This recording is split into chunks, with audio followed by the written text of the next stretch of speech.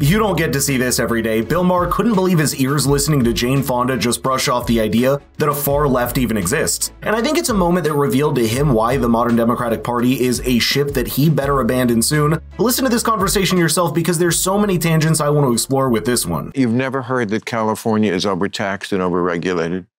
That we are a one-party state where there's sort of no checks on that sort of extreme leftism. And that, what do you think? I don't for a minute consider California a state that is extreme leftist.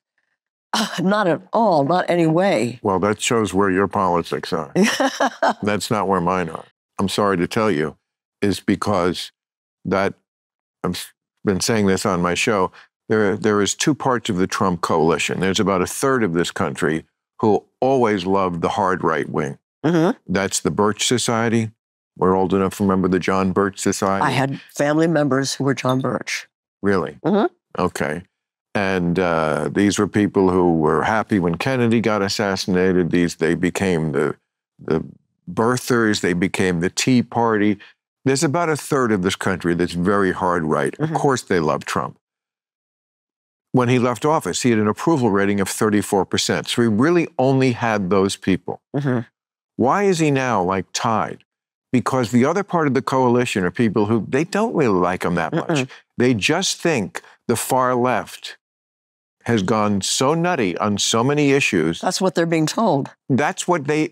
By people like you. Because it's true. What? Does Jane even realize how disingenuous that sounds? Bill began by conceding that a significant chunk of the country is hard right, which is debatable, and yet Jane doesn't even believe there's a hard left that mirrors it on the other side of the American political spectrum. If you're standing on a cliff and see nothing to the left of you, it's probably because you're at the edge. That's what describes someone like Jane Fonda, whose own positions and protest on things, like the economy and the environment, are so left that they've even gotten her arrested several times for obstructing and blocking traffic. By the way, we drop these truth bombs every single day, so don't forget to subscribe and hit the notification bell to always be the first to see it. Now, while I'm not sure what Bill Maher tried to get out of Jane as an admission, the fact is that he realized he was practically talking to a wall about the existence of the far left, which was enough proof that Bill is trying to stay in the first place. And yes, whatever the left is, whether you define it as overregulation, government overreach, or an overtaxed socialized state, California's a flashing warning sign of what it can do to a state. The state has got the highest income tax rate in the country and squeezes new business out of their early growth, enough to make them leave. The overregulation extends to such a comical degree that even McDonald's isn't allowed to put free toys and Happy Meals if it doesn't meet a certain nutritional requirement. And you can be fined in the state for feeding a pigeon in a bid to stop their overpopulation in cities, but that stuff is besides the point. What boggles my mind is that while everyone in the country can point to what the far right is, there's no such categorization made on the left, and that's what has led to the Democratic Party to slide further and further left without even realizing it. I was surprised that someone like Jane, who's in her 80s and has been a Democrat all her life, can't even put a finger on when it goes just a little too far. You think the far left does nothing crazy? Oh, I'm sure they do. Oh, well then... But I don't know, who is the far left? What do you mean when you say far left? I mean, I could give you a million examples. Yeah, well, give me one. Okay, the NAACP. You think the NAACP is far left? Could I finish my sentence? Yes. You asked me for an example. Yeah. The NAACP last year issued a travel advisory. You know, that's like the State Department does to go to, I'm sure when you went to Vietnam, they were advising you not to. There's a war on. I didn't talk to them. I don't have no. I know, but you know a travel advisory. Yeah. Today we have them for very dangerous countries. You yeah. know, don't go to North Korea. Don't go to Iran. Yeah. You know where they issued a travel advisory for black people not to go? Yeah. Florida. Every day there's stories like that that just makes people roll their eyes and go, are you people nuts? Even if they don't matter that much, I don't think one person listened to this and thought, I can't go to Florida.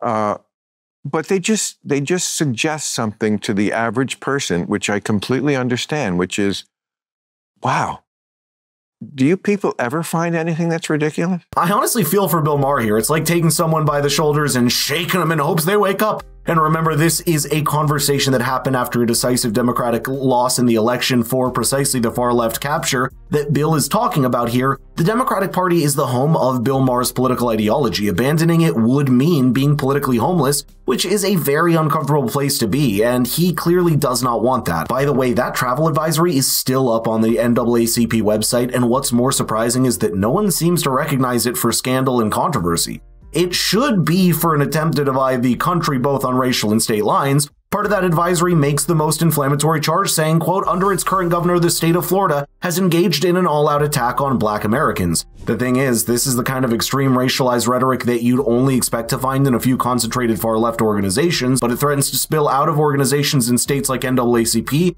and California out into the broader political structure. That's why Elon Musk said before the election about California that the only thing that stops the state from being a complete hellhole is that you can leave California and still be in the United States. If the far-left strand of the modern Democratic Party had their way, Americans would have had nowhere to escape, and there's certainly no bigger sign for that than the fact that someone like Jane Fonda doesn't even recognize or acknowledge that such a fringe exists on her side that she needs to be on guard against. Quite the opposite, because she's practically embraced it herself. I've never heard about men getting pregnant. I've never heard about this argument. It must be some part of what you call the far left that is so minuscule that I, who am... No, Jane. What? It's not minuscule, and I'm sorry, you can't throw this back on us. I assume it's because you are locked into media that just never wants anyone in their audience to know anything sketchy about the blue team. Well, and I mean, I don't know. I read two papers, and maybe I don't.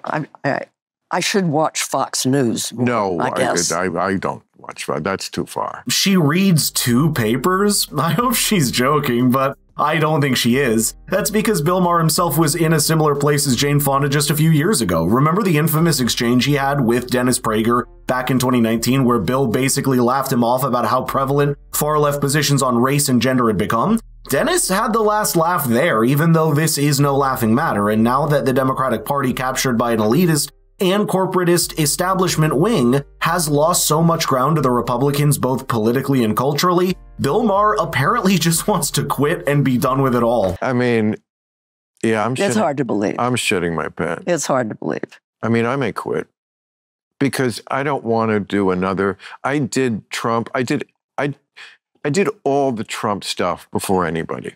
I called him a con man before anybody. He's a mafia boss. I was the one who said he wasn't going to concede the election. I've done it. I've seen this.